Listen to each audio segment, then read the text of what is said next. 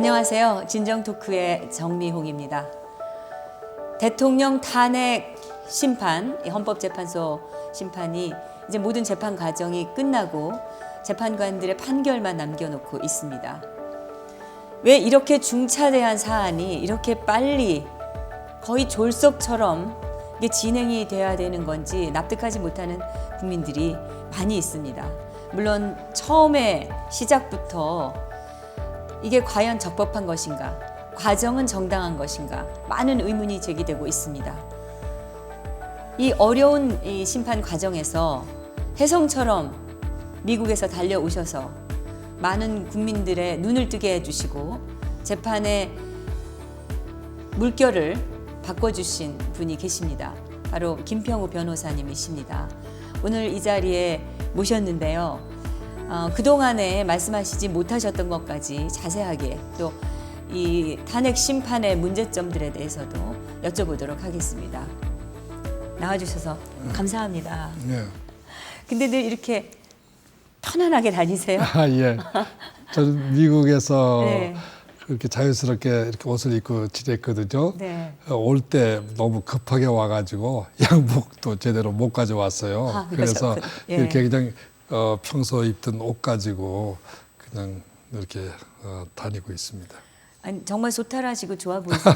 그래요? 좋게 네, 봐주시니까 마지막 감사합니다. 변론, 네네네. 마지막 변론이 이제 끝났는데 예. 지금 저만 해도 정말 아쉬움이 많거든요. 이렇게 막 더 할 말도 많고 증인도 많고 증거를 더 우리가 조사를 해야 되는 거 아닌가, 국민들이 의심 바람을 많이 가지고 있고, 그런데 이렇게 지금 일단 마지막 변론이 지났는데 마지막 날의 풍경을 좀 어떤 일들이 진행되고 어떻게 됐는지 좀 설명 좀 해주시면 감사하겠습니다. 마지막 재판 날이라는 건 이제 지난 2월 27일 네네. 그날 재판이죠. 네.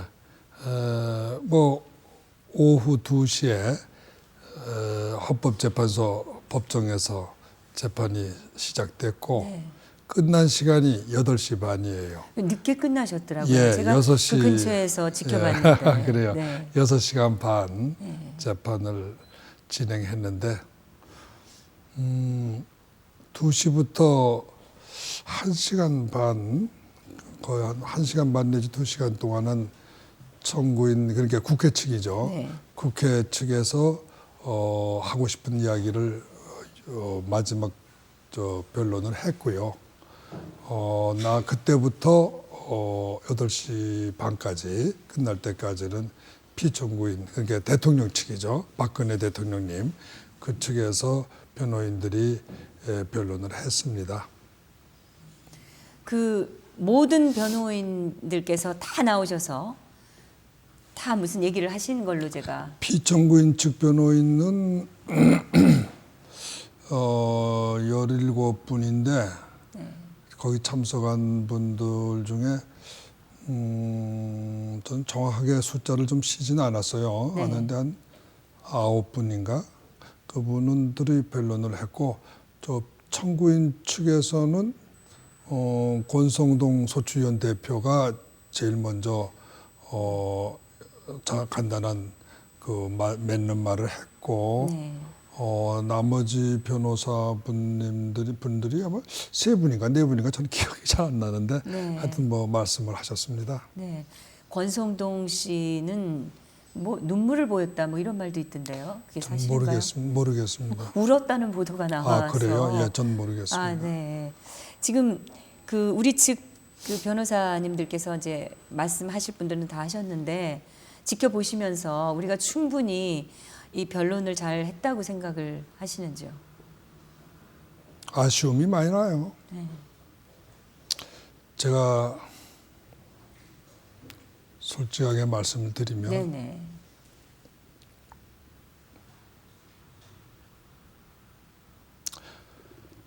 운동 경기에서 네. 축구로 말하면 전반부가 끝나서 이제 후반부가 시작되려고 그러는데 재판이 끝난 것 같은 심정이고요. 네. 그리고 미식 축구로 말하면 네. 공격팀의 네. 공격이 끝나고 나서 상대방의 팀에 이제 공격 차례인데 심판이 경기 종료에 휘슬을 분 것 같은 그런 아쉬운 심정입니다. 만약에 그 아쉬움을 보완하는 거라면은 무엇이 더 추가됐었어야 된다고 생각하세요?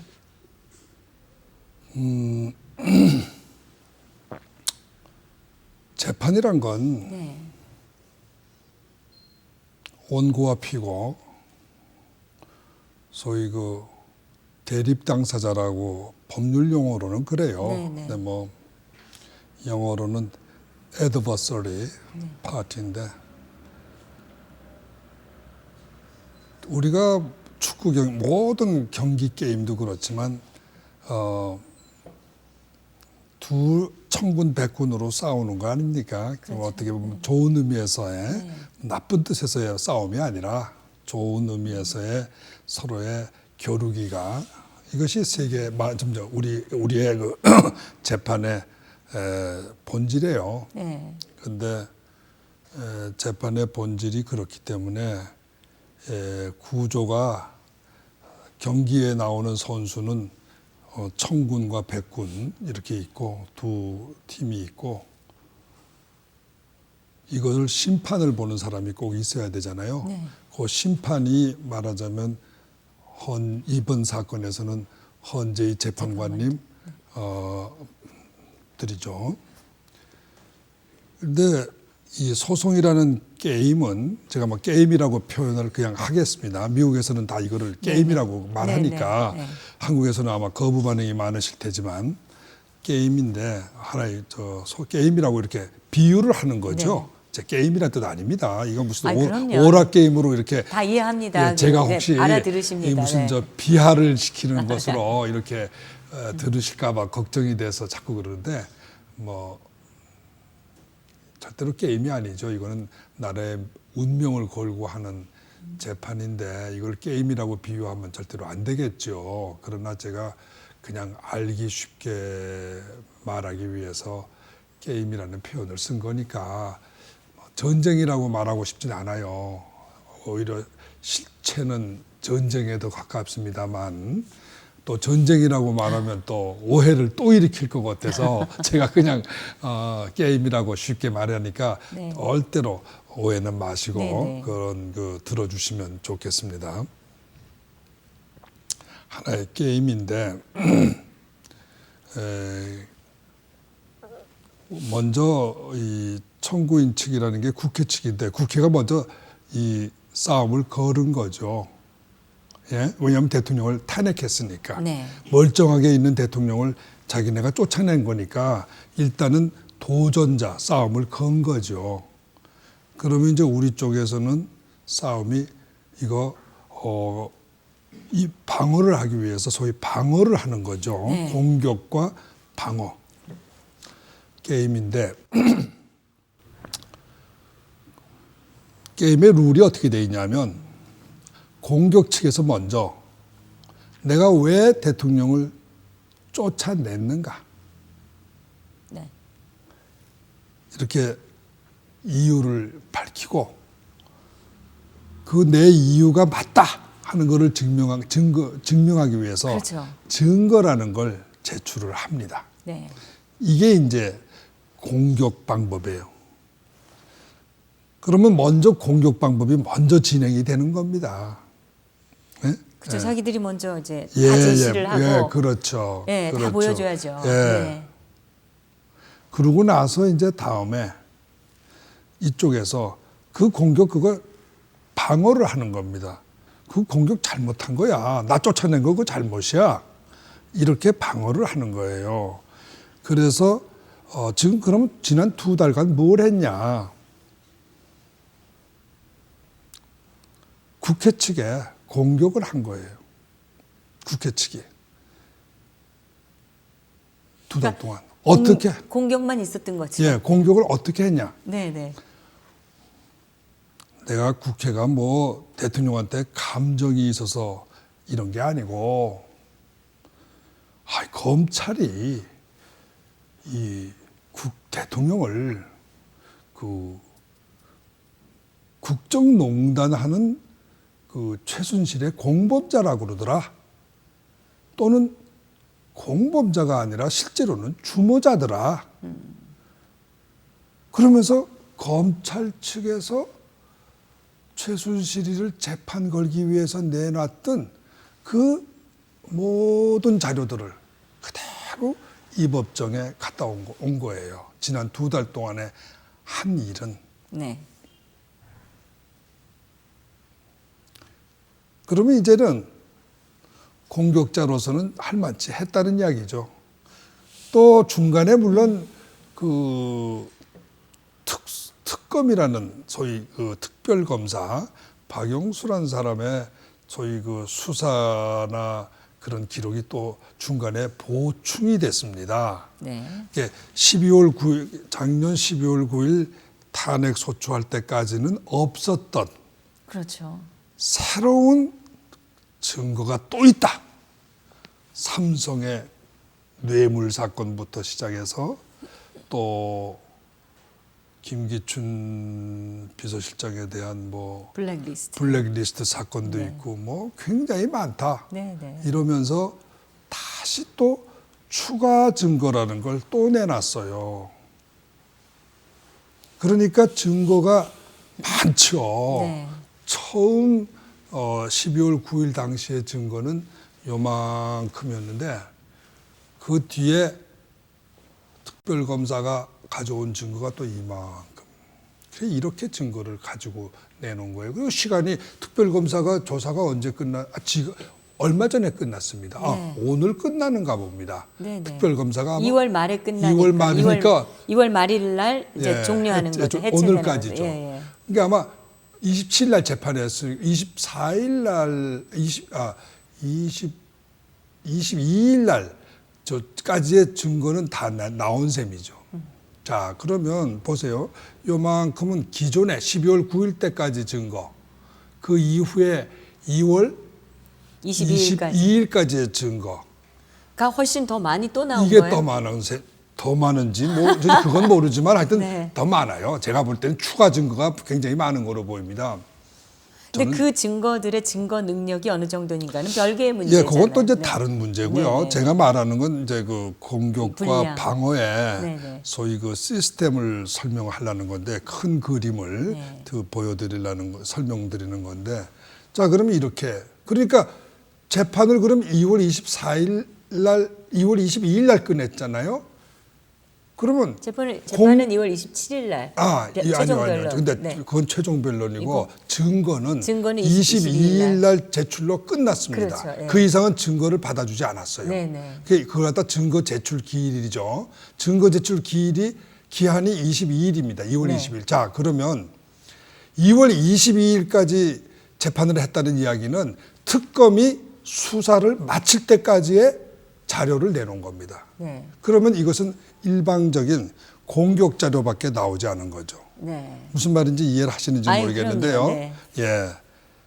그러면 이제부터는 방어하는 측에서 창과 방패라 그러잖아요.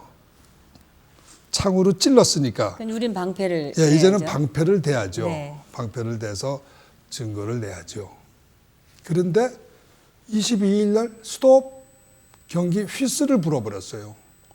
27일 날 그날은 저 증거 내지 말고 나와서들 그 마지막 소감이나 한마디씩 해라. 이렇게 된 겁니다. 아쉽죠. 그러면 경기는 어떻게 된 거예요? 미식 축구로 말하면 공격 사이드에 공격 측에 공격이 끝나고 휘슬이 부러지는 거예요. 그러면 방어 측은 공격 순서인데. 예, 이거 왜 내가 이제부터 좀 숨겨놨던 여러 가지로 참 숨겨놨던 비장의 카드를 꺼내서 방패로 좀 막아보려고 그랬더니 경기 끝 하면서 휘슬을 부는 거예요. 네네. 참 아쉽죠. 이거는 정상적인 경기 진행은 아닌데 이건 아쉽습니다. 완전히 일방적이고 편파적인 진행이라고 말할 수밖에 없는. 글쎄요, 뭐 저희 느낌이. 쪽에서는 그렇게 느껴지네요. 네. 저는 그래서 참 아쉽다고 생각을 해서. 그리고 이쪽 피청구인 쪽에서, 그러니까 피소추인 쪽에서 낸 증거 자료라든지 증인이라든지 이거를 뭐 묵살하든지 아니면 또 취소시켜 그러니까 버리지 이제 않았습니까? 22일 날 소위 말해서 마지막 증거 제출 기일이죠. 네. 16차 변론이라고 그래요. 그거를. 네네. 16차, 16차례의 16차 변론기일이라고 뭐 법원에서는 보통 말하죠. 그렇게 말했는데 16차 변론기일에서 저희가 이제부터 시작입니다 하고 저희 쪽 증거를 제출하려고 했더니 여러 가지 이유를 댔어요. 그러면서 전부 들어줄 수 없다. 그래서 저희는 증거를 제출을 하지 못하고 재판이 끝나는 그런 지금 상태가 됐습니다. 이런 진행 과정에 대해서 이제 이거는 물론 전임 헌재 소장인 박한철 소장이 그 이정미 소장 대행의 퇴임일자 전에 이게 재판이 이루어져야 된다 이렇게 얘기하면서 그거는 뭐 7명으로 재판을 할 수 없기 때문이다라고 얘기를 해가지고 아니 왜 후임을 선임해서 9명을 채우면 되지 왜 한 명의 그 임기에 맞춰가지고 이런 중차대한 재판이 진행돼야 되느냐 이런 비판을 우리가 했었는데 이런 의도를 가지고 이렇게 재판을 진행하는 거에 대해서 어떻게 생각하십니까? 글쎄 그렇게 말씀하시면은 아마 이정미 재판관님께서는 굉장히 언짢아 하실 거예요. 왜 그러냐면 그러지 않아도 그 말을 지금 네. 선생님께서 하신 그 말씀을 저도 22일 날 법정에서 다 같은 말씀을 드렸어요. 그리고 사실은 20일 날 그 이틀 전에 그날 재판에서도 저희 측 변호인들이 이야기를 했습니다. 왜 이렇게 촉박하게 재판 날짜를 자꾸 재촉하느냐. 혹시 박한철 소장이 말씀하신 대로 이정미 재판관님 3월 13일 퇴임 날짜에 뭘 맞추기 위해서 이런 거 아닙니까? 그랬더니 이정미 재판관님께서 그날 동영상을 보시면은 아시지만 상당히 오랜 시간에 걸쳐서 기분을 굉장히 나빠하시면서 제발 변호인들이 이런 근거 없는 소리 좀 하지 마라. 나는 절대로 그런 오해받을 짓을 한 적이 없고 박한철 소장님 말씀 그거는 실수다. 그거는 전혀 자기하고 관련 없는 말인데 정말 왜 이렇게 나를 못 믿고 이러느냐. 아유 너무 그냥 간절하게 그냥 아주 그렇게 뭐랄까 진지하게 말씀을 하시고 저희들을 나무랬어요. 변호인들을. 제발 변호인들이 그런 말 하지 말라고. 아마 그래서 22일도 제가 이야기를 했더니 저한테 아주 집중적으로 이야기를 하시더라고요. 나라가 지금 국정이 중단되고 나라가 이렇게 참 혼란스러운데 자꾸 재판을 하자는 건 말이 되느냐 이렇게 이야기를 하셔서 글쎄 제 생각에는 저는 그래서 막 그 말씀을 너무 진지하게 말씀을 하시는데 재판관님이란 분이 그렇게 진지하게 말씀하시는데 그거 무슨 말이냐고 좀 그렇긴 한데 저는 객관적으로 볼 때는 국정 중단이라 저는 법률가입니다. 네. 항상 우리나라 사람들은 제가 여기 와서 보니까 전부 정치이네요. 모든 것을 다 정치적인 시각으로 보더라고요. 근데 네. 저는 사실은 법률가입니다. 네. 그래서 모든 걸 법적으로만 생각을 하려고 노력하는 사람이에요. 국정 중단, 법적으로는 국정 중단 아니거든요. 우리나라는 굉장히 헌법이 잘 있는 나라고 대통령이 탄핵이 돼도 나라가 망하지 않도록 주인 없는 배가 되지 않도록 다 헌법에 다 장치를 만들어 놨어요. 네. 그게 바로 뭐냐 하면 국무총리가 대통령의 직무를 대신 수행하도록 국정 중단 상태가 되지 않도록 직무대행이라는 제도를 헌법에다 만들어 놨습니다. 네, 그렇죠. 그래서 황교안 총리가 대통령 직무권한 대행이 됐거든요. 그리고 지금 너무 잘하고 계십니다. 그래서 그건 잘 모르겠습니다. 네.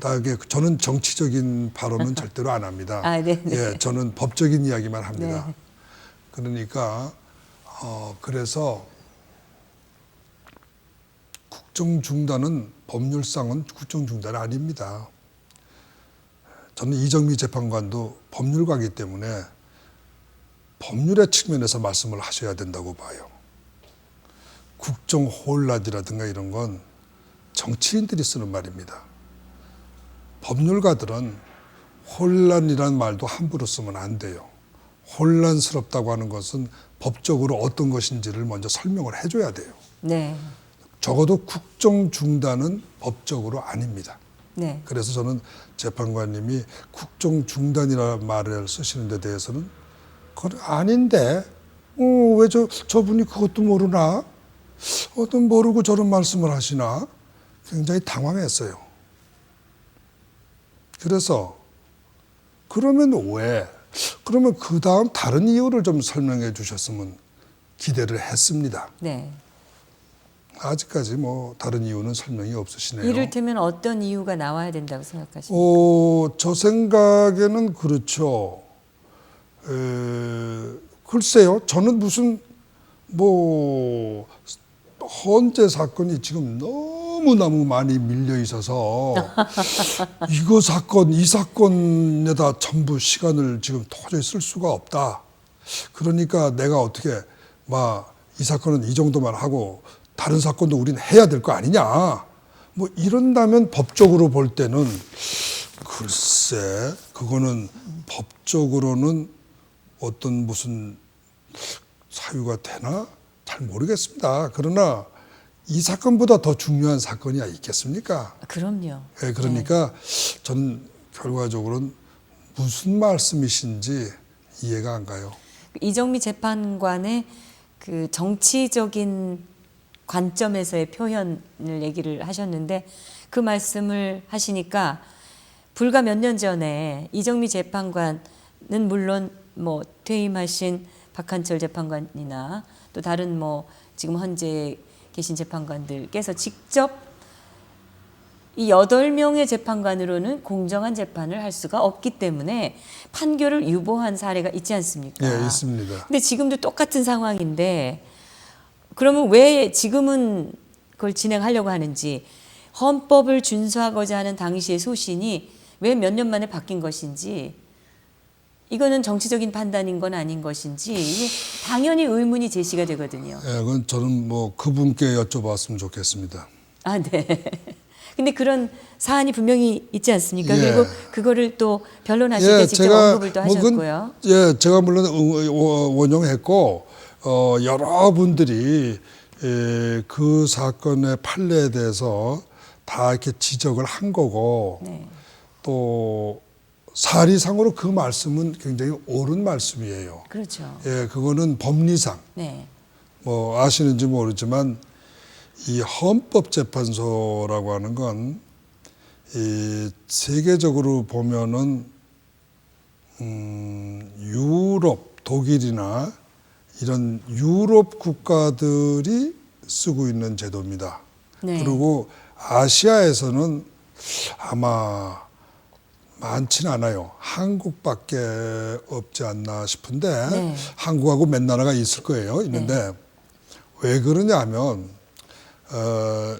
조금 이건 좀 전문적인 이야기라서 네네. 이렇게 제 말씀을 좀 드려도 괜찮은지 모르겠는데 네, 해주세요. 예, 이 세계의 200몇 개의 나라들 중에 약 반 정도가 소위 그 일본과 영국, 일본 네. 이런 나라들과 같은 의회주의 정치 체제입니다. 네. 의회 정치예요. 의원 내각제라고 예, 소위 의원 불리는 내각제. 거죠. 예. 그런 나라들은 대통령이 없죠. 네. 또 있더라도 왕이 있는 경우가 많아요. 대통령보다는. 독일은 이제 왕을 없애고 대통령이 있지만 그런 대통령이나 왕은 대개 정치 실무를 하는 사람들이 아니고 하나의 국가의 원수로서 상징적인 자리이기 때문에 네. 탄핵이라는 게 나올 수가 없는 거죠. 네, 네. 그래서 의원 내각제 국가에서는 우선 대통령 탄핵이라는 제도가 없습니다. 없어요. 없고 있어도 이게 거의 몇백 년 동안 쓰지 않는 거예요. 대통령 탄핵이라는 것은 미국하고 남미 네. 그리고 요즘에 동굴아파들이 공산화해서 이렇게 민주화가 되면서 대통령 미국식 대통령제를 중심제. 받아들였습니다. 네, 네. 그 아시아에서는 이제 우리나라, 또 인도네시아, 또 대만 이런 나라들이 소위 대통령 책임제라는 걸 하는데, 그러니까 탄핵은 대통령 탄핵이라는 건 대통령 국회가 있고 대통령이 국가 원수인 나라, 행정부의 수반이면서 국가의 원수인 나라, 이런 나라들에만 생기는 현상이에요. 네. 국회와 대통령 간의 권력 싸움. 그래서 그런 그 아주 드문 제도입니다. 이게 세계적으로는 제가 통계를 조사해 보니까 전 2차 대전 이후에 대통령 탄핵이 있었던 나라는 8개 국가인가 있고 11번인가 있었는데 세계에서 우리나라가 단 12년 만에 2번 일어난 나라로 전 세계 탄핵 역사의 최고 기록입니다. 최단 기록이고 최고 기록이에요. 횟수로 2번은 최고 기록이고 인터벌 12년은 최단 기록입니다. 자랑스러운 건 아니죠. 그만큼 지금 이 우리의 그 체제 또 민주주의가 그만큼 취약하다는 말 아니겠습니까? 글쎄 그렇게 표현하기보다는 네. 좀 더 정확하게 표현을 하면 우리나라 민주주의는 1987년 대통령 5년 단임제 헌법이 생기면서부터 30년 동안에 6명의 대통령이 5년씩 차례로 이렇게 순차로 돌아가면서 대통령이 되는 아주 세계 역사에 드문 굉장히 성공적인 민주국가입니다. 그래서 민주주의가 불안하다 이거는 아니에요. 선거가 치러지는데 어떠한 그 방해 요소라든가 또는 어떤 선거를 막는 또는 선거를 제대로 못하게 막는 치안 불안이라든가 이런 거 전혀 없습니다. 그래서 우리나라의 민주주의는 저는 완벽한 민주주의라고 해석을 하고 있습니다. 다만 네. 문제는 네. 국회의 권력이 너무 비대한 거예요.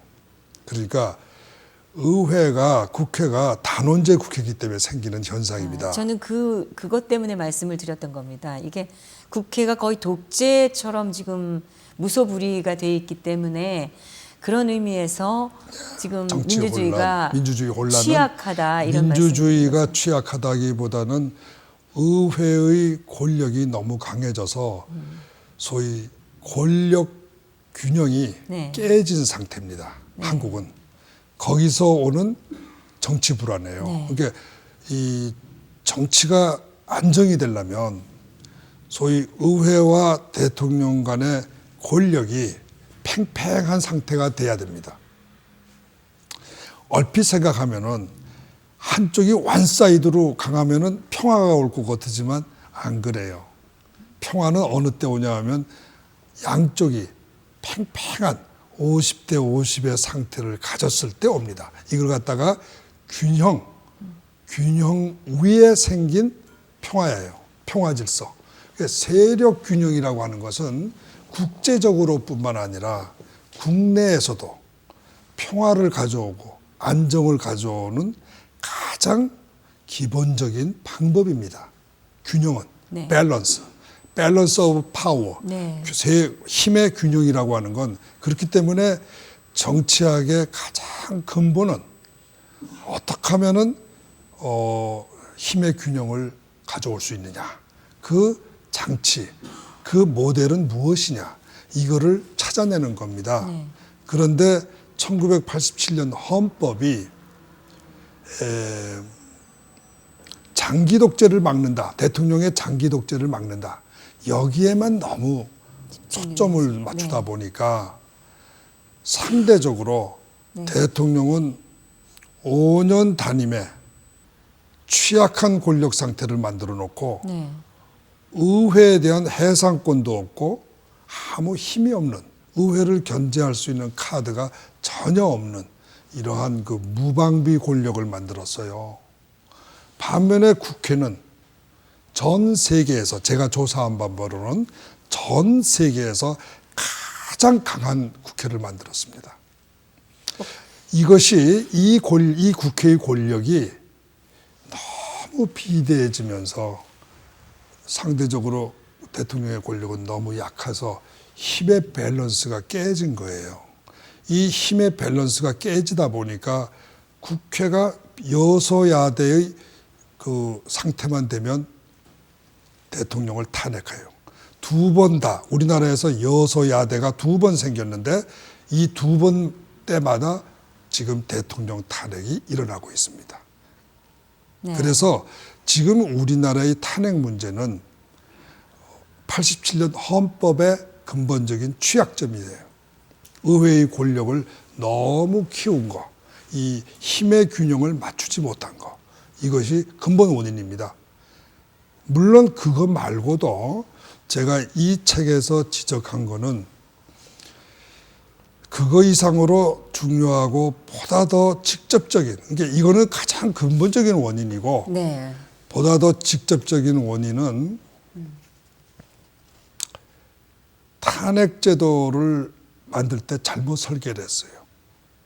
기본적으로 우리나라 헌법학자들이 네. 탄핵이란 건 아까도 제가 이야기를 했잖아요. 국회가 대통령을 탄핵하는 겁니다. 대통령이 국회를 탄핵하는 방법이 없어요. 사실은 헌법적으로는 대통령이 국회를 탄핵하는 방법은 국회 해산이에요. 그걸 없앴지 않습니까? 근데 없앴어요. 네. 그러니까 이쪽은 이쪽을 공격할 수 있는데 의회는 대통령을 공격할 수 있는데 대통령은 의회에 맞받아칠 수 있는 대응 수단이 없는 거예요. 이거는 무기의 불균형을 말합니다. 이쪽에는 총칼이 있는데 이쪽은 아무 방어 수단이 없는 거예요. 대응 무기가. 마치 지금 북한이 핵무기로 남한을 위협하는데 남한은 아무 대응할 수 있는 무기가 없는 거와 같은 상태예요. 네. 이것이 이제 문제인데, 그러나 그거는 또 이제 근본적인 문제니까 어떻게 보면 이제 근본적인 문제라고 해서 약간 넘어놓고, 그거보다 더 직접적인 원인은 이쪽이 공격을 했을 때 이제 탄핵을 하면은 이제 그 탄핵 사건을 헌법재판소가 재판해야 될 거 아닙니까? 지금 우리나라 구조가 그러니까. 그렇죠. 그러면 이 재판이 끝나야 업무 정지를 시켜야 되는데 공격만 하면 바로 업무 정지가 돼요. 대통령은 바로 권력을 상실한, 대통령의 지위를 상실합니다. 아니, 상실한 게 아니라 죄송합니다. 상실이 아니라 중단돼요. 네. 이 중단이란 의미가 얼마나 무서운 거냐. 단적으로 제가 말씀을 드리면은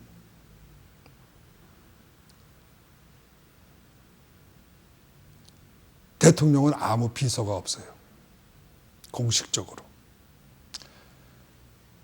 대통령이 아니기 때문에 이런 이유로 지금 현재 대통령을 보좌해 줄 수 있는 어떠한 공무원도 없습니다.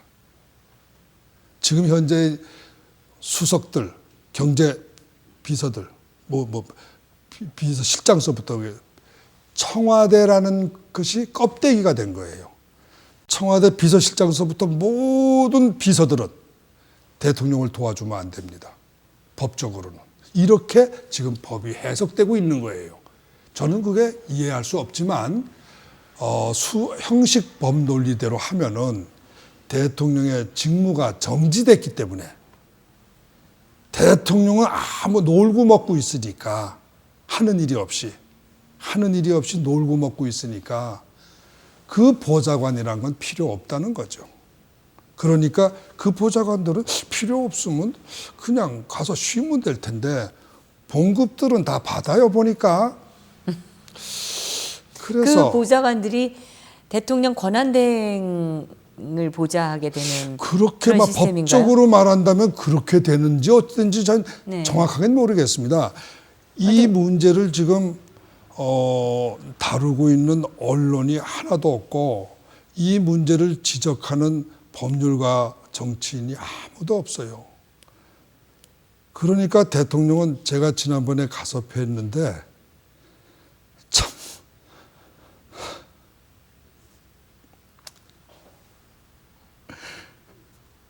죄송합니다.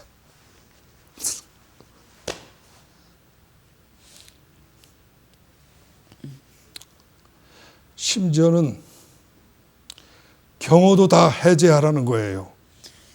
그런 거를 야당이 주장을 했었죠. 그런 것 같아요. 법안이 올라가 있다는데 네네. 그거 많은 국민들이 반대 의견을 올려서 그게 제대로 안 되는 걸로 알고 참 있습니다. 저는 그게 이게 나라인지 대통령이 어쨌든 간에 아직 직위를 상실한 건 아니지 않습니까? 그러면 대통령에 대한 아마 뭐 급여도 나가고 있지 않나 싶은데 모르겠습니다. 그 급여를 주지 말라고 또 법안을 예, 만들었어요. 그런 것 같은데. 야당이. 네네.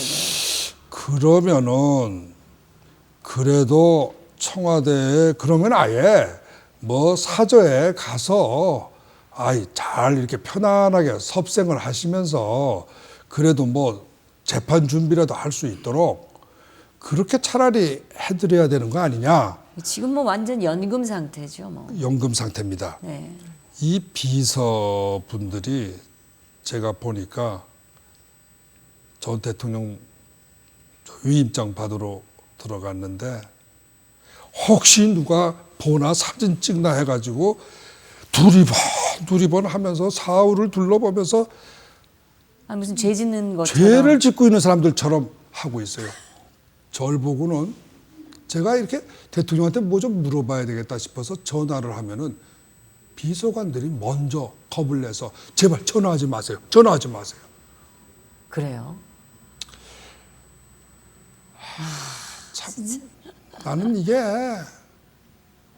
참 무슨 이런 야만적인 일들이 21세기 대한민국에서 일어난다는 게 너무 믿어지지가 않고 받아들이기 어려운 일입니다. 예, 그리고 한마디로 참 비겁들하다. 네. 아이고 참 이게 대한민국의 남자들이냐. 저는 그런 그 생각밖에 사실 들지 않았어요. 네. 지금 대통령 돕겠다고 나서는 변호사들은 저부터 포함해서 전부 돈 한 푼 안 받고 있어요. 뿐만 아니라 그 변호사들은 전부 로펌에서 다 사표를 내고 나옵니다. 아, 그렇습니까? 예. 그 로펌들이 제발 우리 좀 다 죽이려고 그러냐. 제발 좀 나가달라. 대통령 변호하려거든. 다 나가달라. 그래서 지금 대통령 변호인단들은 지금 2달째, 석 달째 전부 자기 변호사 사무실에 로펌에서 다 사표 내고 나와가지고 있는데 저같이 그래도 뭐 사무실도 없는 사람은 정말 홀가분해서 좋은데 그분들 이렇게 보니까 아예 그냥 두 달 동안 네. 다른 사건 할 수도 없고 무슨 놈의 재판을 일주일에 2번씩 합니다. 화요일 한 번, 목요일 한 번. 화요일 날 재판 기록만 하더라도 요즘엔 기록을 안 만들고 전부 동영상으로 찍어요. 그동안에 동영상이 안 올라와요. 이틀 안에. 기록 정리를 할 수가 없어요. 무슨 증인이 무슨 말을 했는지를 그래도 뭐 이렇게 자기가 이렇게 메모라도 하고 리뷰를 해야 되죠. 외국은 동영상을 찍는 대신에 이 지금 증언하는 걸 전부 스테노그래퍼 이게 뭐죠? 속기사죠. 네네. 속기사들이 그걸 그대로 칩니다. 네네. 증언하는 내용을. 그래가지고 그걸 갖다 딱 온라인에 올려줘요. 네. 그렇기 때문에 속기록을 보면은 아 증언이 이 사람이 이렇게 말했다 하는 걸 다 알 수 있게 돼 있어요. 네. 그런데 속기록도 아마 며칠 걸리는 걸로 알고 있어요. 그러니까 아니 그러면 속기록이라도 보고 그러고 나서 이제 그 다음 증인 재판에 참고를 해서 증인 조사를 하든지 뭘 해야 되는데 화요일 날 재판하면은 그 속기록이 언제 나오겠습니까? 그런데 수요일 하루 쉬자마자 목요일 또 재판하러 들어가야 돼. 그러니까 이 재판하는 준비하는 변호사들은 제가 볼 때는 글쎄 준비 제대로 하고 간다고 잘 안 보여요. 할 수가 물리적으로 재판 준비를 할 수가 없어요. 이런 게 졸속 재판으로 이걸 변호인들이 이렇게는 재판 못 한다 해가지고 이 아주 엄격한 엄정한 항의를 할 수 없는 건가요? 그런데 지난 2달 동안 우리 대통령 변호인단 변호사님들이 그런 항의하셨다는 이야기는 제가 못 들어봤어요. 그러게 말입니다. 못 들어봤고 그런 그 재판 준비 저는 재판관님들도 나는 잘 이해가 안 가요. 그분들은 그런 걸 다 어떻게 검토하고 글쎄 합니까? 제가 바로 그 말이에요. 네. 그런데 이 재판관님들은 도대체 그러면 그 화요일 날 들은 증언을 메모를 하시는 것 같지도 않더라고요. 제가 보니까 앉아서 듣기만 다들 하더라고요. 이렇게 펜으로 적는 것 같지도 않고 그냥 듣고만 계시더라고요. 그러면 저분들은 증언 내용을 도대체 어떻게 기록하고 정리하셨나? 천재인가 봅니다. 주심 재판관님은 다 기억하시는 것 같아요. 보니까 네. 그분은 참 뭐 원래 대학교 3학년 때 사법시험 합격하시고 미국에서 또 2년간 유학도 하시고 대단한 수재라고 다들 그러더라고요. 그러니까 아마 그분은 아마 다 기억을 하시는 것 같은데 다른 재판관님들은 어떻게 기억을 하시는 건지 메모도 안 하시면서 다 기억을 하고 그다음 이게 벌써 하루 이틀이 아니고 16차 아닙니까? 16차 그러면 옛날 그러면 그저께 거야 또 기억을 한다 치더라도 그럼 그 이틀 전 거는 또 어떻게 기억을 하나? 그것도 이틀 전 거는 저는 참 한국의 재판관들의 정말 그 뛰어난 기억력과 능력에 감탄을 보냅니다. 이제 이번 그 재판이 그런 이렇게 급박한 진행도 진행이지만 아니 어떤 형사 사건이든 어떤 재판이든 이 당하는 쪽의 입장을 편의를 주지 않습니까? 더 변론도 더 할 수 있게 하고 제시하는 그 신청하는 증인이라든지 증거에 대해서도 충분히 제시할 수 있도록 하고.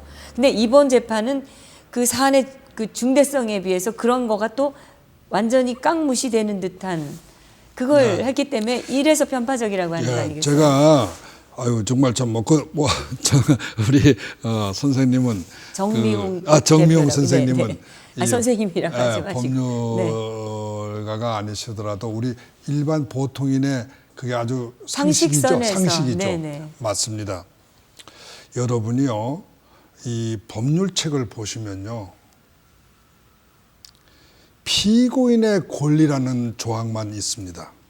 헌법부터 시작해서 형사소송법까지 전부가 피고인은 이러이러한 권리가 있다. 피의자는 이러이러한 권리가 있다. 이렇게 되어 있지. 네. 검사는 이런 권력이 있다. 임무는 이런 권력이 있다. 이런 조항은 없습니다. 왜 그러냐? 왜 그렇겠어요?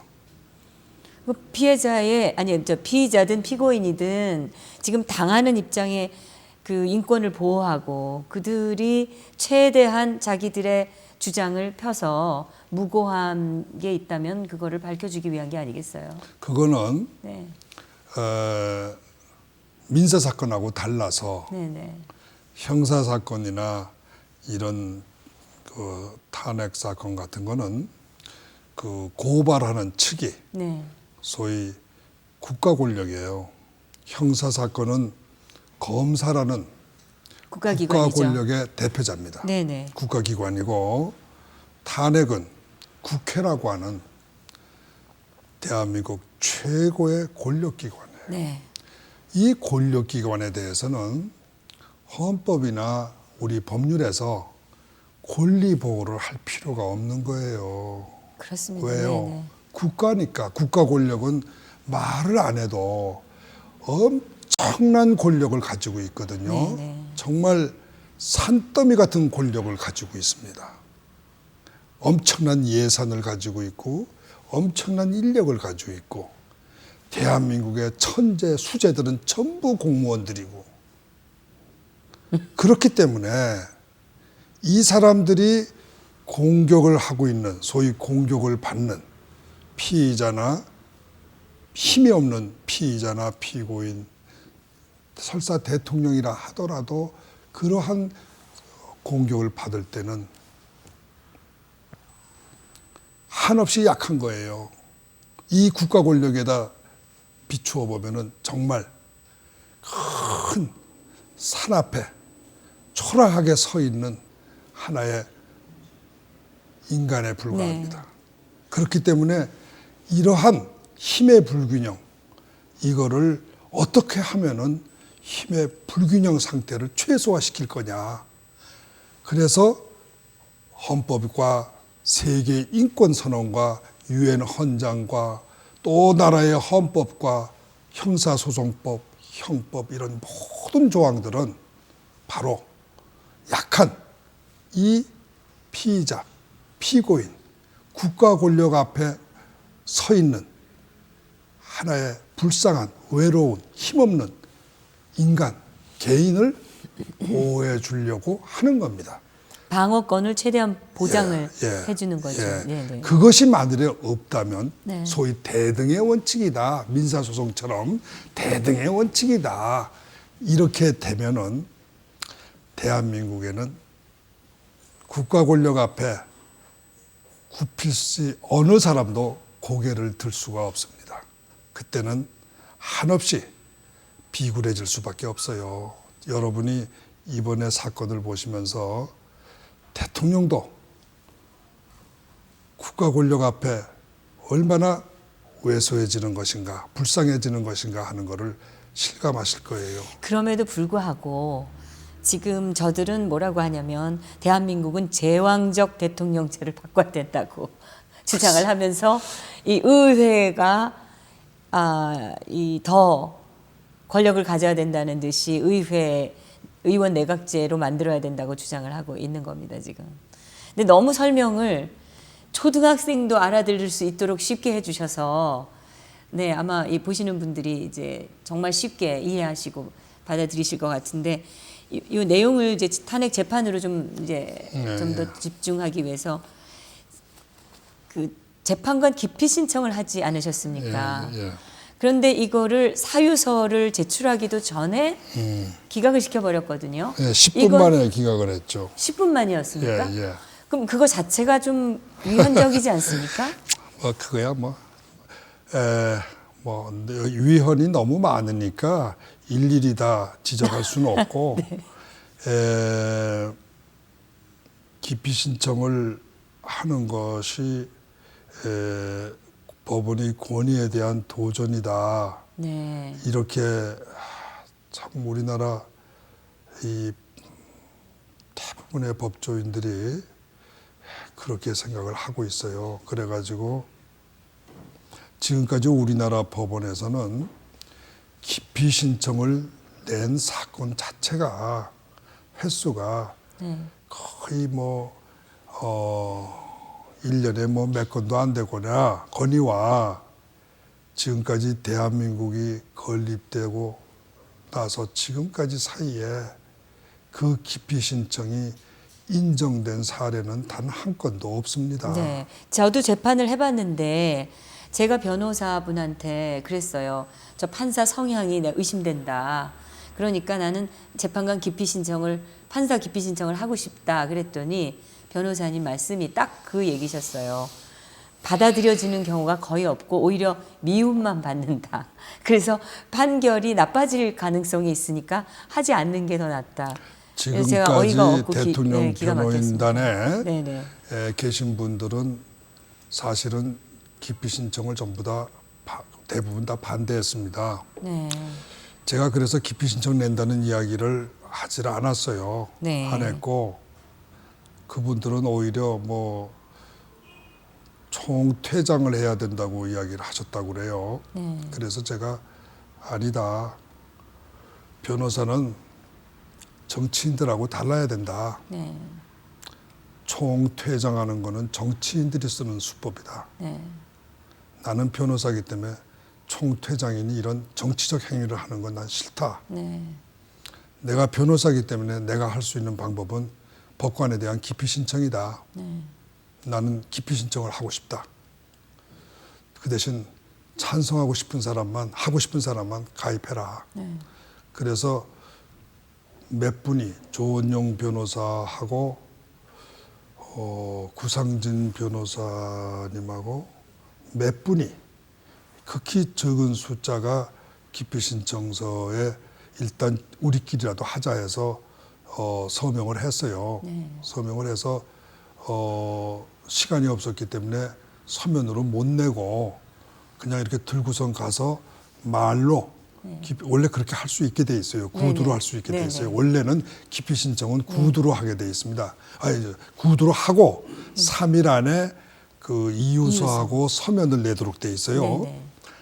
그래서 기피 신청을 했는데 뭐 서면 쓸 틈도 없이 10분 뒤에 나오셔서 재판 지연을 위한 것이기 때문에 받아줄 수 없다고 기각을 하시더라고요. 아니 그거는 이유서를 읽어보지도 않고 그렇게 선단하는 것 자체가 저는 잘못이라고 봅니다. 글쎄요. 그래서 변호사님 저 좀 보고 말씀해. 예, 대한민국이 도대체 왜 대한민국 사람들은 왜 이렇게 공포와 무슨 질려서들 이렇게 사는가. 아이고 한 세상 살다가 죽으면 그만인데 뭐들 이렇게 죄도 없이 죄 지은 사람들처럼 판사 앞에 가서 기고 변호사도 판사 앞에 가서 그저 어떻게 하면은 살려줍시오 하면서 불쌍한 눈으로 이러면서 살아야 되나. 저는 참 인간들 사는 모습이 참 서글퍼요. 왜 한국 사람들은 이렇게 사나. 저도 물론 한국 사람입니다. 저도 뭐 얼마 전까지는 여기서 살았고 그렇지만 저는 이미 젊었을 때부터 좀 그런 게 마음에 안 들어서 저는 판사도 7년 해보고 나니까 우선 영감 소리가 듣기 싫어서 판사 못하겠다 싶었어요. 그래서 제가 그만둬 버렸고 그 뒤에 변호사도 해보니까 허구한 날 가서 재판정에 가서 그저 굽신굽신 거리는 게 일이고 어떻게 하면 이 판사 눈치 보고 어떻게 하면 저 사람한테 밑배이지 않나 그저 그거나 전부 연구하고 앉아 있고 그래서 제가 그것도 싫고 사실은 그래서 저는 국제 사건을 많이 했습니다. 네. 그건 뭐 너무 편하고 국제 사건 하면은 어디 가서 굽실거릴 것도 없고 뭐 제 실력껏 그저 이래서 버는 거니까 시간당으로 해서 버는 거니까 뭐 그렇게 해서 편하게 살면 되지 뭐 하려고 저렇게 치사하고 더럽게 사나 싶어서 저는 재판에 대한 흥미도 잃어버렸어요. 네. 그래서 2000년도에 제가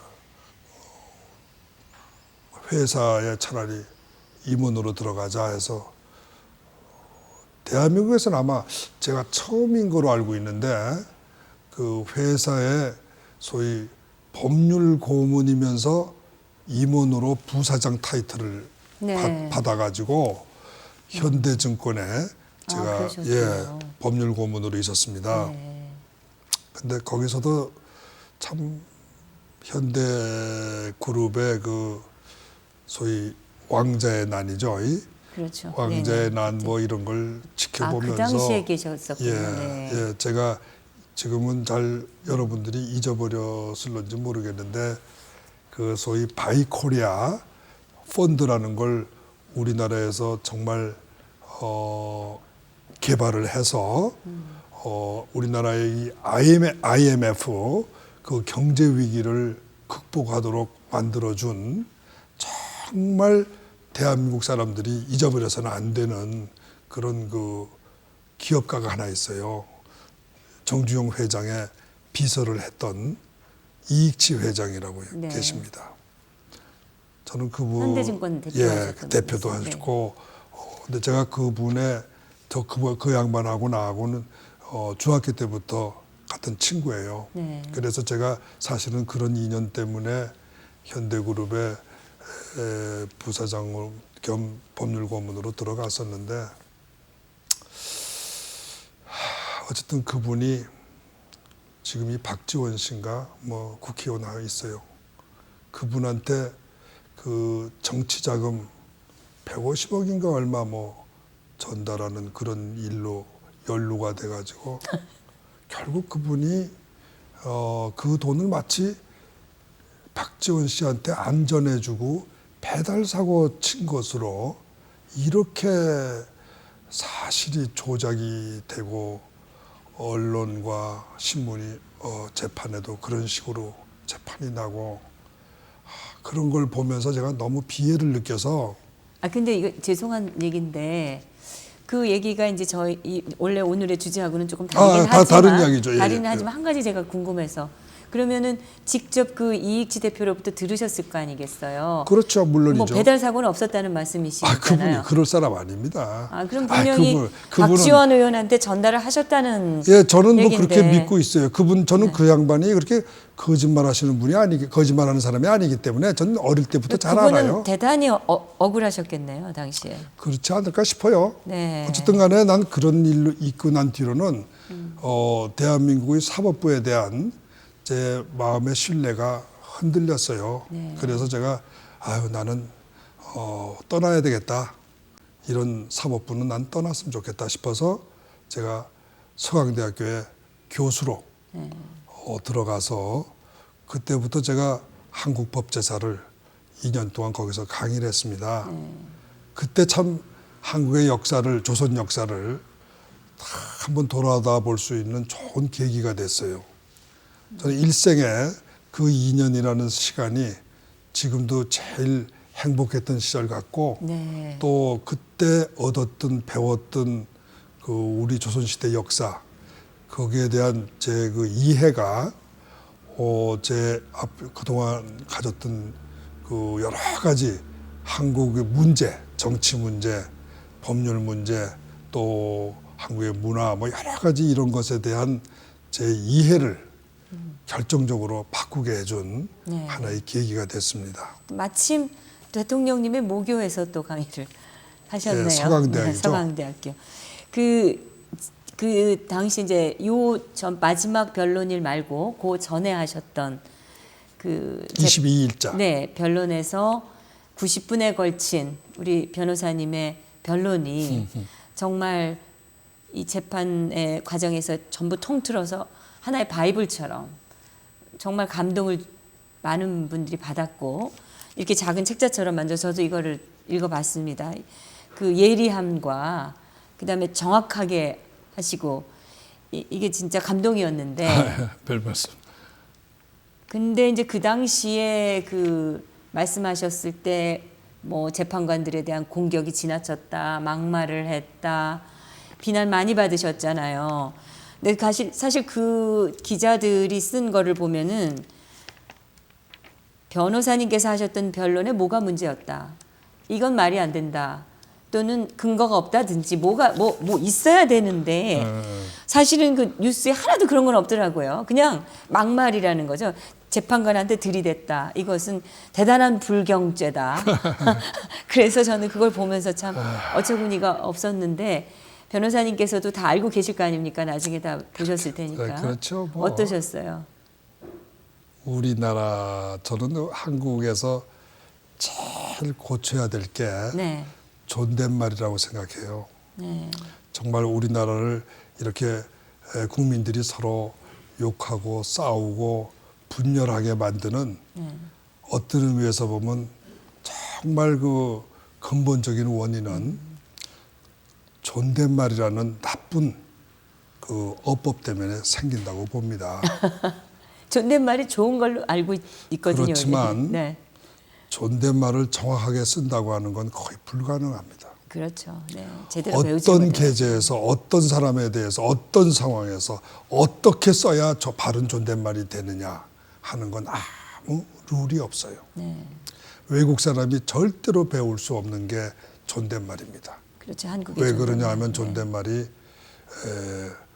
부모한테 존댓말 쓴다, 이렇게 간단한 룰이면 좋아요.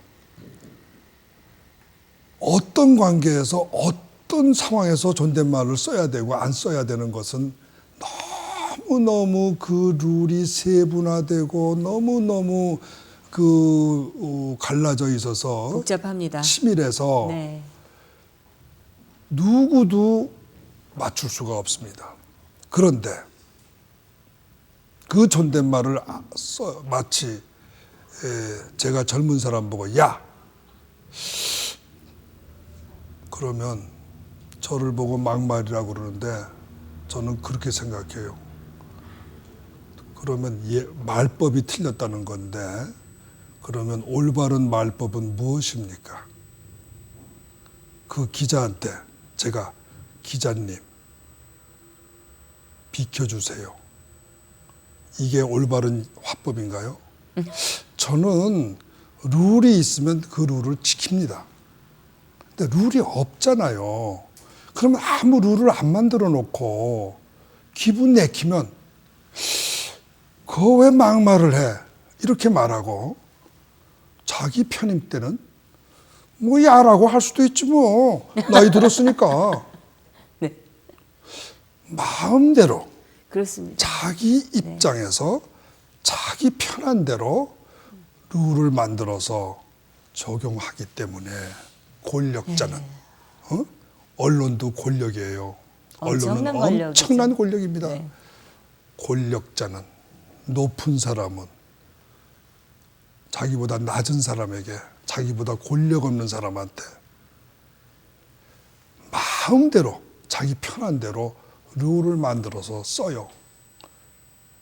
제가 70이 넘었는데 그러면 뭐 나이는 잘 모르지만 젊은 사람한테 야, 나는 그렇게 할 수도 있다고 생각하는데 아마 그 글을 쓰신 그 언론에 계시는 그 높은 분은 그게 룰이 아니라고 생각하는 것 같아요. 기자들이 대체적으로 한 30대, 20대가 많은데요. 예, 그런데 이 룰을 마음대로 만드는 거, 이것이 모든 사회 분쟁과 사회 혼란의 시작입니다.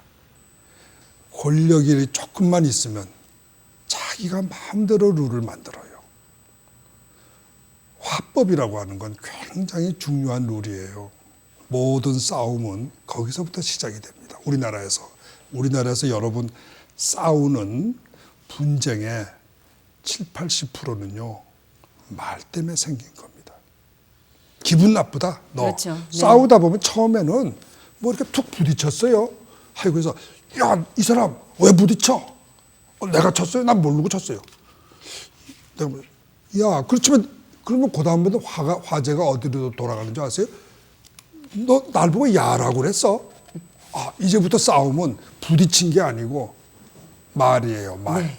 그러면 좋아요. 그렇지. 룰이 있으면 좋다 이거예요. 룰이 있으면 그 룰에 맞게 아, 너 왜 룰에 어긋났어? 이렇게 말한다면 좋다 이거예요. 그건 아니거든요. 선생님, 야 그래. 너 왜 반말해? 선생님, 반말하는 규칙은 그럼 뭡니까? 룰북이 있어야 될 거 아니에요. 이럴 때는 반말을 써도 되고 이럴 때는 반말 쓰면 안 된다. 죄형 법정주의라는 건요. 꼭 형법 체계만 있는 거 아닙니다. 이 일상 우리 생활에서도 적어도 어떤 공식적으로 확립된 인정된 룰을 가지고 이 룰에 어긋났을 때만 비난을 하고 이 룰에 어긋났을 때만 비판해야 돼요. 언론이라고 해서 마음대로 룰을 만들고 이러면 안 되는 겁니다. 그날 그 사건이 아주 조그마한 사건으로 사람들은 보실 거예요. 해프닝으로. 해프닝 아니에요. 해프닝 절대 아닙니다. 지금 우리나라 사람들 이 생활에서 다투는 많은 분쟁과 서로의 갈등, 반목, 이거는 극히 작은 문제 같지만 언어 생활에서 확립된 룰이 없다는 거, 그거예요. 중국도요, 옛날에는 굉장히 화법이 복잡했다고 합니다.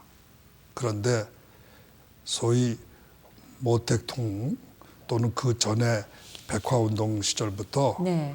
이 중국말에 대한 간소화 운동이 벌어지면서 많은 그 중국식의 그 복잡한 표현들을 추방을 했습니다.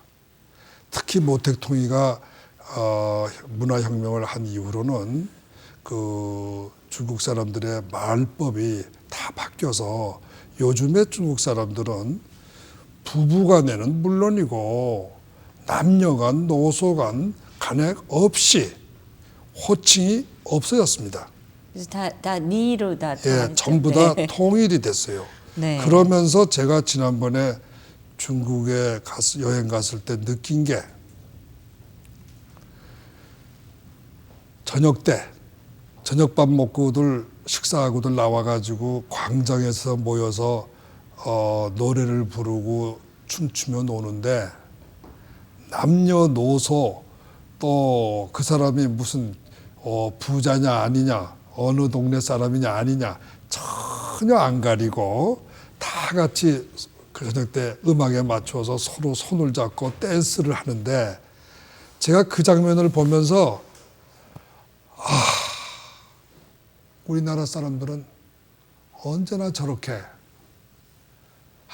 뭐 노녀 노소 잘 살고 못 살고 다 떠나서 저렇게 같이 손잡고 강강수월래를 부를 수 있겠나 싶어서 참 한국 사회가 동서남북으로 갈라졌을 뿐만 아니라 이념적으로 뭐 보수다 이념이다 뭐 갈라졌을 뿐만 아니라 잘 사는 사람 못 사는 사람 강남 사람 강북 사람 거기다가 무슨 고대 나온 사람 연대 나온 사람 또 지방 사람 갈라지는 요인이 수백 개예요.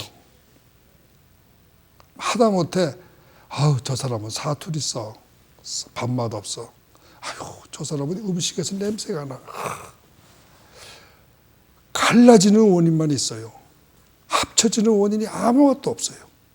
제가 그런 걸 보면서 오늘날 우리 이 갈등, 소위 우리가 보고 있는 이 큰 어떤 갈등이 오늘날 많은 사람들이 그동안 무시해왔던 조그마한 많은 갈등들이 잊혀진 것 같다. 이런 느낌이고 소위 그 태극기 지금 이 집회 네네.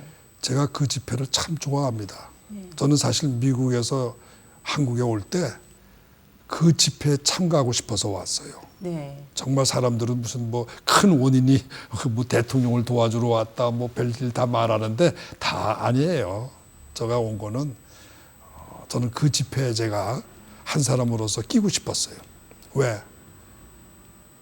그 집회를 보는 순간 제가 느낀 거는 정말 남녀도 없고 노소도 없고 못 사는 사람, 잘 사는 사람 다 돈 안 내고 참가할 수 있고 다 돈 내고 똑같이. 참가합니다. 그렇습니다. 아니 뭐 돈을 받고 참가한다는 사람도 지방에서 있고 오시는 분들은 다 돈을 내고 옵니다. 그렇게 원하면 또 다 후원금도 내고. 돈 내고 와서 모두가 옷은 복장은 다 틀려도 태극기 하나 들고 모이잖아요. 네. 저는 그걸 보면서 정말 희망을 봤어요. 네. 그래, 우리 대한민국 사람들이 이제는 정말 저 태극기 하나로 다 뭉쳐있고 또 뭉쳤으면 좋겠다. 그러면 대한민국은 정말 세계에서 1등 국가가 되겠다 싶은 생각이 들어서 나도 어떻게 저기 한번 끼워보자 싶어서 제가 정말 그 마음밖에 없었어요. 네. 그래서 와서 참가를 했는데 지금도 저는 행복합니다. 그때 그런 집회가 한국에 있다는 거. 그리고 그 집회에 나도 참가해서 내 의견도 말할 수 있고 그렇다는 거에 대해서 정말 행복하게 네. 생각을 합니다. 그 제가 시간이 많이 가서 이 대화를 좀 정리를 하긴 예, 해야 그러시죠. 되는데 예. 두 가지 질문이 예. 제가 꼭 드리고 싶은 게 있습니다. 하나는 그 지난번 태극기 집회에서 이제 말씀을 주셨는데 그 외국에서 활동하는 그 국제 변호사분들을 전부 연대해서 하나의 그 단체를 만들어서 이번 탄핵 사건이 만약 인용이 된다면 이것에 대응하는 활동을 하겠다라는 거를 이제 발표가 그날 돼서 알게 됐고 그런 생각을 처음 하신 분이 우리 변호사님이신 걸로 제가 알고 있는데 어떤 활동을 기대하시거나 또 생각하고 계신 건지. 제가 국제 변호사 조직을 하나 만들어야 되겠다고 네네. 생각한 거는 박영수 특검 때문에 생각했어요. 네. 저는 그 너무나 공공연하게 일어나는 인권 탄압에 대해서 네. 정말 분노했습니다. 저도 엄청 분노했습니다. 어떻게 이 대한민국에 제가 자꾸 말이 거칠어져서 미안했는데 이 남자란 사람들은 어떻게 저런 걸 갖다 그냥 쳐다보고 있나? 저렇게 잘못된 거를. 어떻게 검사 하나가 무서워서 온 국민들이 다 그 앞에서 벌벌 떨고 저렇게 횡포를 부려도 꼼짝달싹 못하는 이런 비겁한 남자들이 다 있나? 저는 그래서 정말 그거를 보면서 내가 젊었다면 정말 나는 저걸 절대로 용납을 안 할 텐데. 그러면 국제 변호사분들이 모이셔서 그래서 박영수 저는 특검을- 대한민국에는 희망이 없다. 대한민국은 어디 가서 호소할 데가 없다. 아니 박영수 특검을 고발할 데가 없잖아요.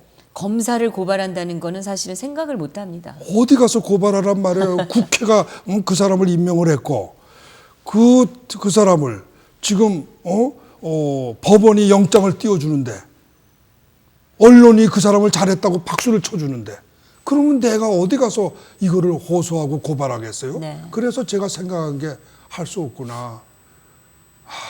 창피하지만 외국에 호소해서 힘을 좀 빌릴 수밖에 없구나.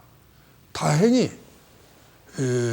외국에는 수많은 인권 변호사 단체들이 정말 많아요. 네. 한국의 민변인이 무슨 인권 변호사니 하는 사람들 제가 이번에 너무 실망을 해서 정말 두 번 다시 그 사람들은 인권 변호사다 민변 변호사다 하는 말 제발 좀 쓰지 그분들은 말라고 싶어요. 간첩들 정말 이런 이 사람들은 반국가 사범들 이 사람들은 많은 경우에. 도대체 자기 당파에 속하는 사람만 인권 보장하고 닭이 당파 아닌 사람들의 인권은 쳐다보질 않아요. 그래서 제가 너무 이게 무슨 인권 변호사고 명함을 다 띄어야지 무슨 인권 변호사가 그런 인권 변호사가 있냐. 인권이란 건 국경을 초월하는 건데 이거는 국경은커녕 당파를 초월하지 못하니 이게 무슨 그러면서 어떻게 인권 변호사라고 민변 변호사라고 민주 변호사라고 명함을 새기고 다니냐. 그렇습니다. 저는 거기에 너무 참 실망을 해서 아니다. 이거를 호소할 수 있는 데는 한국에는 없구나. 인권 변호사 단체도 없으니 그러면 어디 가서 호소하냐. 그래서 제가 외국 인권 변호사 단체, 국제 인권 변호사 단체 여기다 호소할 수밖에 없다. 아, 그럼 인권 변호사 단체에다가 호소를 하려는 호소를 거죠. 하려고 하셨던 거군요. 예, 예. 그래서 저는 이거를 무슨 국제 인권 뭐 사법재판소나 뭐 이런데 글쎄 고발하시는 그렇게 알았어요. 가는 거는 네네. 그 다음 단계의 일입니다. 왜 그러냐면 재판소에 가려면 많은 증거가 수집이 돼야 돼요. 네. 그런데 증거 수집을 하는 그 변호사가 있어야 되잖아요. 그렇죠. 한국에는 없잖아요. 네. 그러니까 국제인권 변호사들에게 호소를 하면은 인권 변호사 단체에서는 조사위원들을 파견해 줍니다. 네. 그러면 그 조사위원들이 한국에 오면은 네. 그 사람들에게 모든 실태를 다 전해주고 또 설명해주고 그래서 그 사람들이 레포트를 써요. 네. 내가 조사를 해봤더니 이렇더라. 그래서 그 사람들이 객관적인 진상 리포트를 써서 자기네 그 인권 변호사회에 제출을 해서 승인을 받으면 그 인권 변호사회가 네. 유엔이라든가 다른 국제적인 인권 단체에 그것을 기관에. 접수를 시킵니다. 네네. 그러면 이제 유엔 같은 데서 그걸 조사를 해서 사실인가 아닌가를 또 재조사를 해요.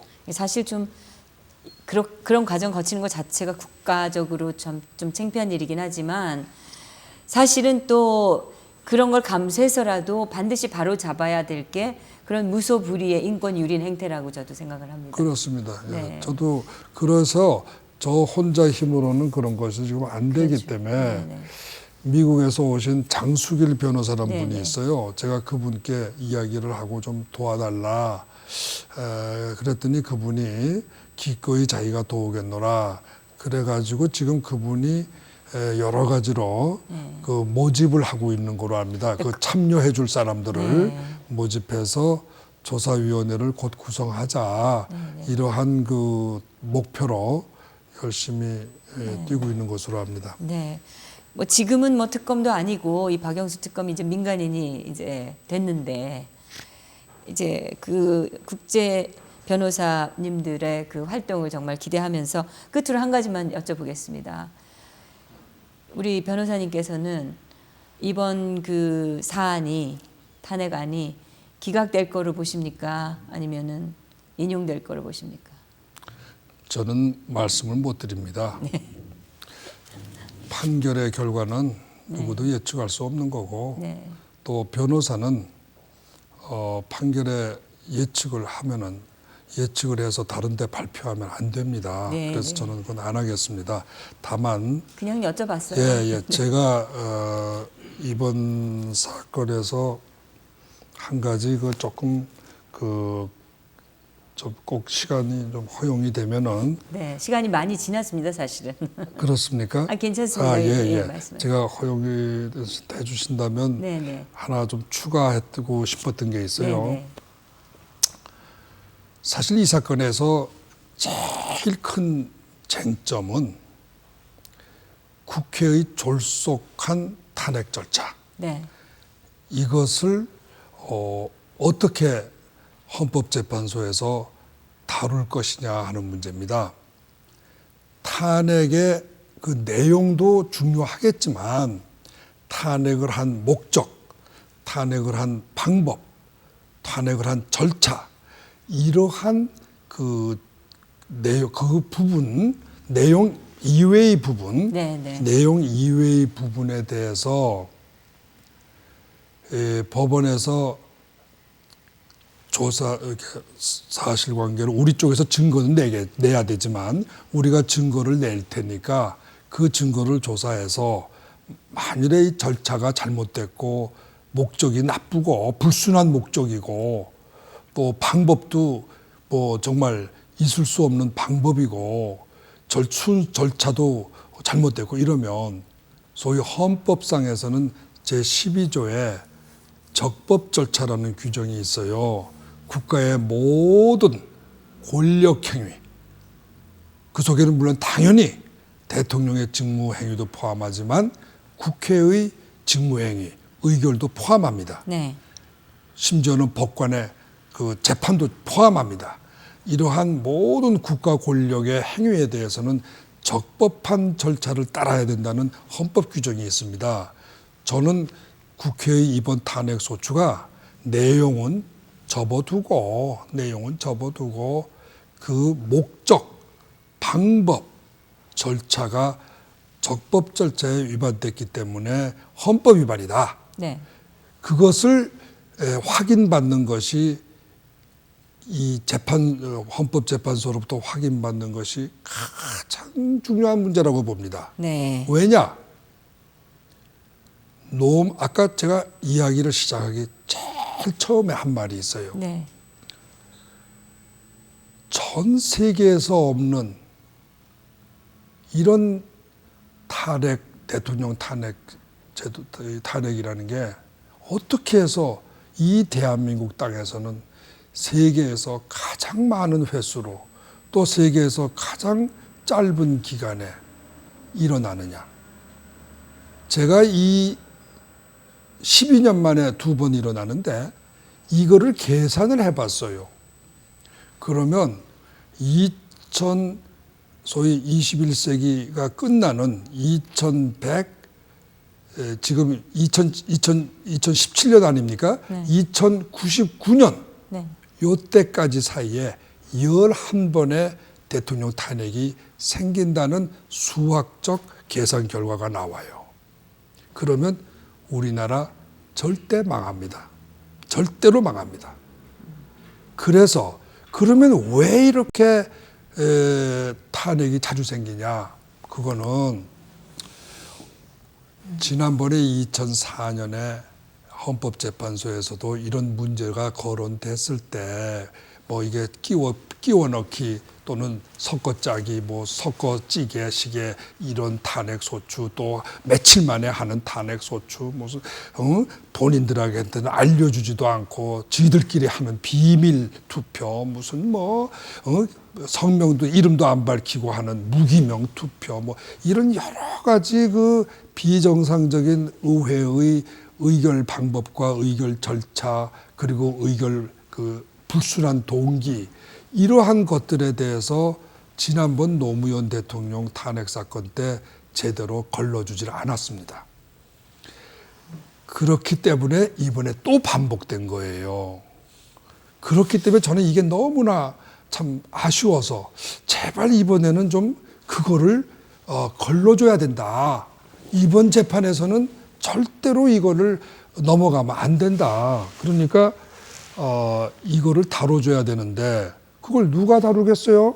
우리가 무슨 문제를 제기해야 될 거 아닙니까? 네. 그렇잖아요. 피청구인 쪽에서 이거 이러면 안 됩니다 하고 문제 제기해야죠. 네.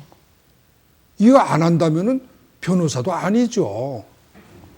그때 우리 측, 이 대통령 측 변호인단이 문제 제기를 했어요. 네. 바로 이 재판 시작할 때마다. 네. 시작할 때 맨 초기에 문제 있습니다. 네.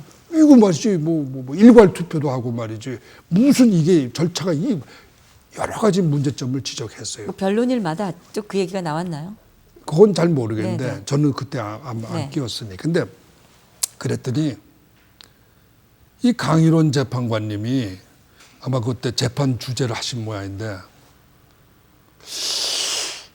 그거 법무부에서 의견 조회를 해봤더니 절차에 아무 하자 없다 그러더라. 그러면서 법무부에 회신문을 준 거예요. 또 아니 내가 법률의 대가인 내가 노무현 대통령 탄핵 사건 판결문을 쭉 읽어보니까 아이 그런 거는 저 의회의 자율권에다 맡겨야 된다는 그런 취지더라. 그러니 어떠냐 이 취지도 이렇고 또 법무부에서도 아니라 그렇고 그러니 막 이 문제는 재판에서 좀 다루지 맙시다. 이렇게 제의를 했다고 그래요. 그러니 권성동 쪽에서야 권성동 소추위원 쪽에서야 아이고 불감청인정 고소원이죠. 자기가 하고 싶은 말을 다 해주니까 예 좋습니다. 우리 쪽 보고 변호인단 보고 아마 대표 변호사가 그때 이중환 변호사라는 사람이었던가 본데 그분 보고 아마 어때요? 그러니까 이분이 저는 왜 그랬는지 모르지만 예 알겠습니다 그랬다고 그래요. 네. 예. 그랬더니 그 뒤로는 제가 알고 있기로는 한 번도 재판소에서 이 문제를 거론하지 않은 거로 압니다. 근데 그게 사실은 가장 중요한 거 아닙니까? 그래서 제가 원인 자체가 합법적이지 않은 그렇죠. 건데. 그래서 제가 2월 22일 날 그 재판에서 섞어찌개 의결이고 네. 이건 섞어찌개 투표고 제대로 된 게 아무것도 없지 않냐. 고의적인 거고 대통령을 쫓아내기 위한 거지 이게 어떻게 법을 좀 제대로 해보자고 법치주의 하자고 한 거 아니지 않나. 목적 보니까.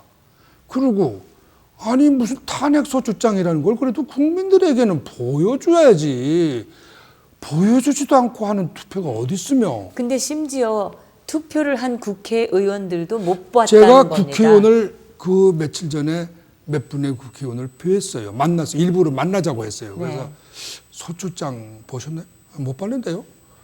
그럼 어떻게 된 거예요? 그랬더니 잘 모르겠는데 그 무슨 정진석인가 뭔가 이쪽은 새누리당이거든요. 네. 이 사람은 정진석인가 뭔가 하는 사람이 원내대표인가 뭔가 하는데 그분하고 무슨 서청원 씨하고 몇 분들이 틀렸어. 대통령 안 되겠어. 탄핵해야 되겠어. 이러면서 그냥 그런 줄 알으라고 그러더라는 거예요. 그런 줄 알으라고 그랬대요? 그렇게 하기로 했다 이러더라고요. 그래서 이분들은 이거 우회 분들이 다 그렇게 하신다니까 이건 어떻게 그러니까 어쩔 수 없이 아마 탄핵소추장을 그건 그렇다 치고 탄핵소추장은 보셨나요? 그랬더니 못 봤는데요. 그러는 거예요. 그래서 제가 이거 참 난 국민들만 속인 줄 알았더니 자기 동료 의원들도 속였구만. 제가 그런 생각이 들어서 법정에서 제가 강인원 여기 재판관님들 보고 이거 보통 문제 아니다. 이거는 그냥 이렇게 슬쩍 넘어갈 일이 절대 아니다. 그러니 제가 권성동 의원 보고 그랬어요. 보여줬어요? 소추장 누구한테 보여줬어요? 말하세요. 싱긋이 웃기만 해. 그분 참 배포 좋대. 그래도 웃는 얼굴이야. 그 양반 앞으로 크게 출세하시겠더구만. 그러더니 이제 끝나고 나서 저는 그래서 여기 답변 좀 해주시오 하면서 질문사항을 38개를 제가 쭉 썼어요. 네. 그 법원에. 근데 우리 판사님이 뭐라고 그러시냐면 저기 김 판사, 저도 옛날 판사를 했기 때문에 자꾸 사람들은 판사 그러는데 네.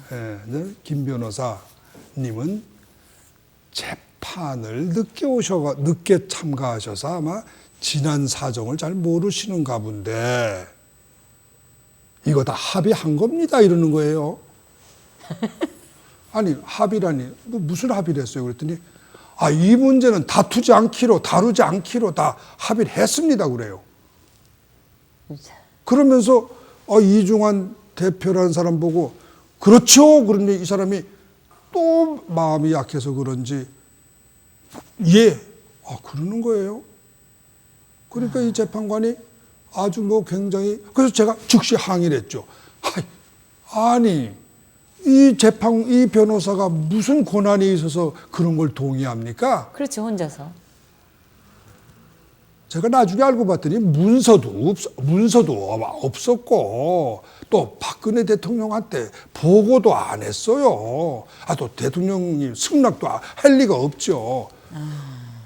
그래서 제가 아니 이중환 변호사님이 알겠습니다라고 한 거는 당신이 그렇게 말하니까 말씀 잘 들었습니다 이거지 무슨 그래 그러면 앞으로 그러면 안 다투겠습니다 하고 권리 포기한 건 아니지 않느냐. 왜 그렇게 해석하느냐. 그 재판관이 그렇게 권리를 포기시킬 수도 없는 거 아닙니까? 불가능이죠. 네. 인권을 포기하라는 게 무슨 말이 돼요? 네. 인권을 포기하겠습니다. 그러면 사형수가 그러면 나가서 나는 안 다투겠습니다. 죽여주십시오. 그러면 죽입니까? 그 말이 되는 소리를 해야지. 그래서 저는 이분이 도대체 어떻게 하다가 이런 말씀을 하시나 싶어서 항의를 했어요. 네. 대한민국에는 그렇게 하는 겁니까? 그랬더니 또 이분이 한 수 더 떠. 그러더니 우리 지금 이 변호인단 중에서 사실 저가 들어오기 전까지는 최고 그 대표 뭐 이론적으로나 무슨 연령상으로나 모든 면에서 리드를 하신 분이 이동흡 씨라는 분이에요. 네, 이동흡 변호사. 이분이 뭐 지난번에 헌법재판소 소장 후보까지 올랐다가 네. 아마 낙마하신 분 같은데 네. 저서도 많으시고 뭐 아주 굉장히 실력가신데 이분 보고 재판관이 따지는 거예요. 저기 재판관님, 이 변호사님, 이거 우리 법원에 다 관례죠? 참 이게 무슨 말인가 영문을 모르겠는데 그랬더니 또 이분이 또 일어나시더니 예, 저도 그렇게 했습니다. 이래요, 재판 때. 그거 제가 지금 말을 지어내는 게 아니라 동영상에 다 떠 있는 네. 말이에요. 또 보세요, 동영상. 네.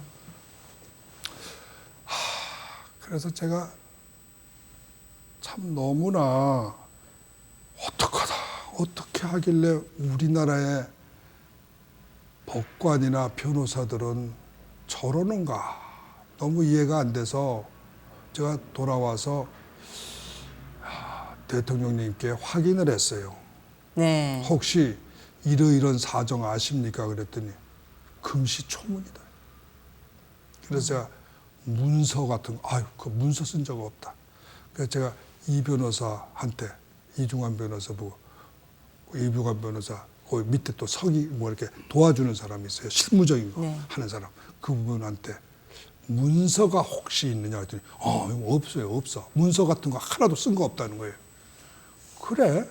그러면은 도대체 권리 포기가 처음부터 권리 포기가 안 되는 사항이지만 권리 포기도 안 되지 않나 싶어서 그 문제를 제기를 하려고 그랬더니 바로 이어서 그분 말씀이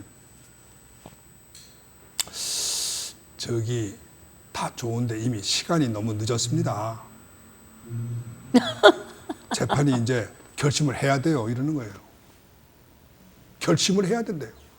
무슨 결심을 지금 시작을 하려고 그러는데 우리 쪽에서는 이제 소위 말해서 반격, 예. 반격의 시작인데 네. 아니 어떻게 휘스를 벌써 부르나 싶어서 내가 무슨 그런 법이 다 있습니까? 이랬더니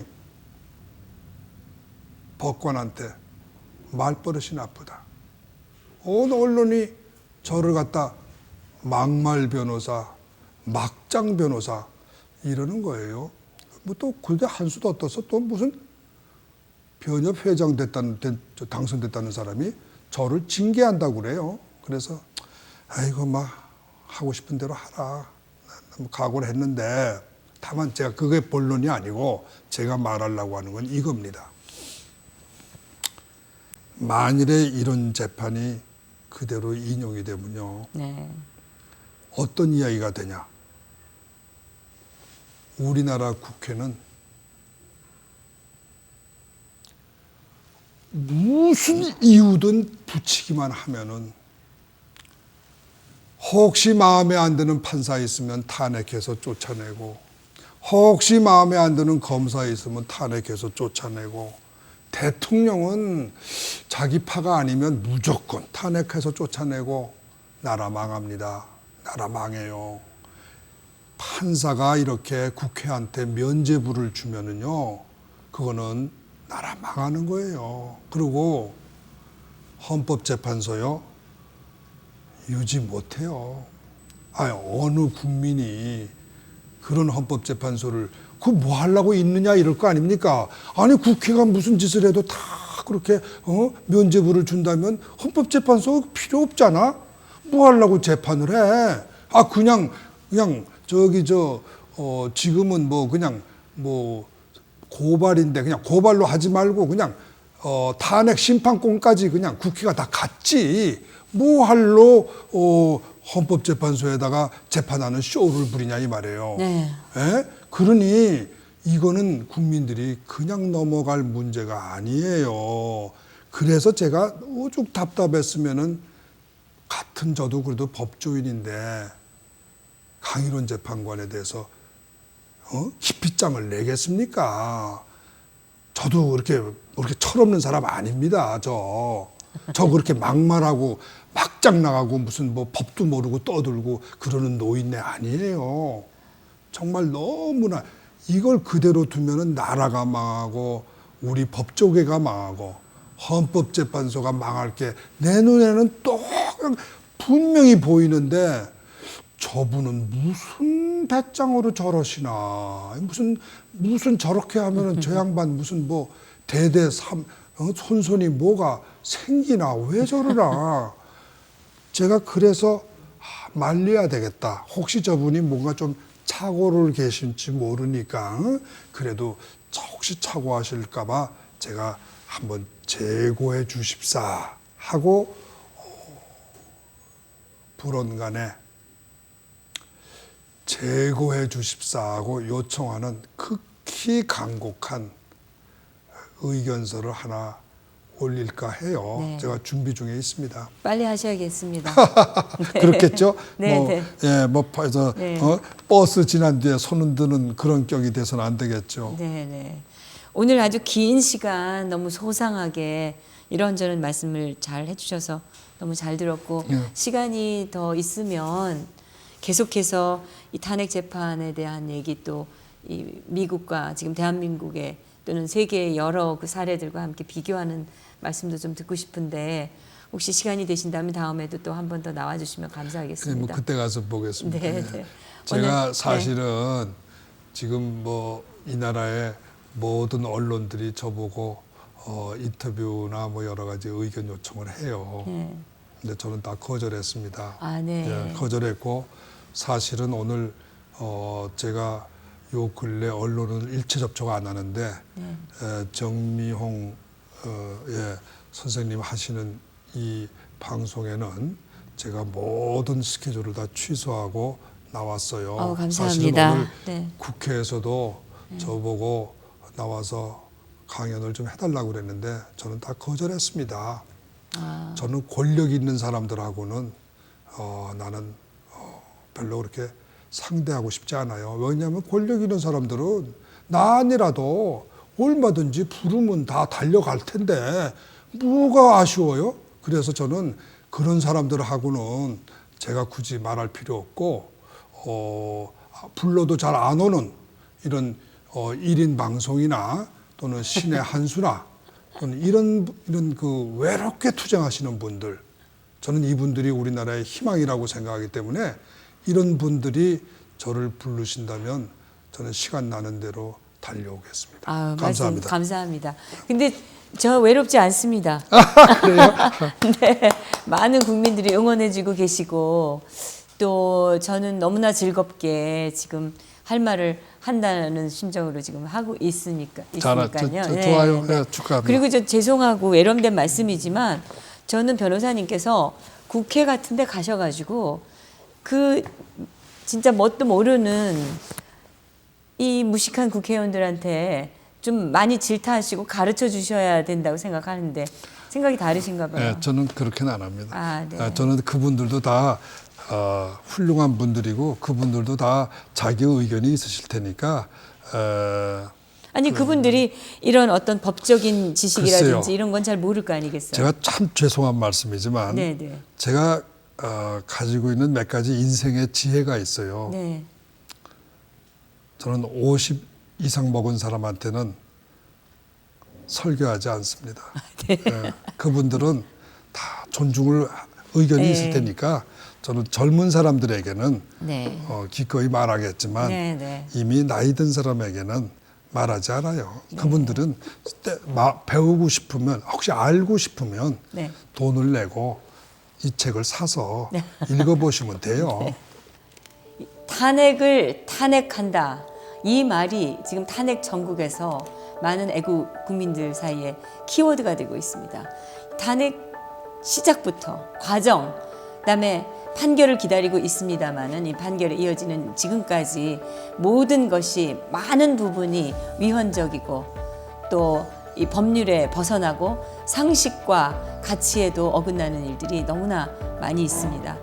우리 헌법재판소가 과연 어떤 판결을 내릴지 모르지만 이 탄핵 대통령 이번 대통령 탄핵 이 소추안은 애당초에 헌법재판소가 받아들이지 않아야 할 각하되었어야 될 사안이라는 게 법률 전문가들께서 말씀하고 계신 내용입니다.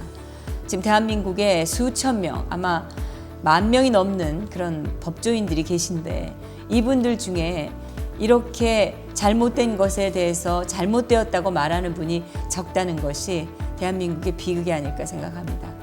오늘 진정 토크 이 탄핵을 탄핵한다라는 책을 써서 이 탄핵 과정에 대해서 많은 국민들이 새롭게 눈을 뜨게 해주신 이 김평호 변호사님 모시고 말씀 나눴습니다. 헌법재판소의 현명한 판결을 기다리면서 진정 토크 오늘 순서 마치겠습니다. 감사합니다.